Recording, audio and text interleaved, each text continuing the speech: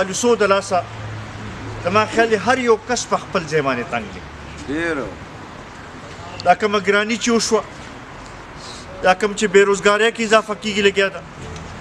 دا کوم طریقې سره چې معاشي حالات رس ترزه خرابېږي لګیا دي زما خیال دی چې کومو خلکو که غلطۍ نه غوټ هم ورکړو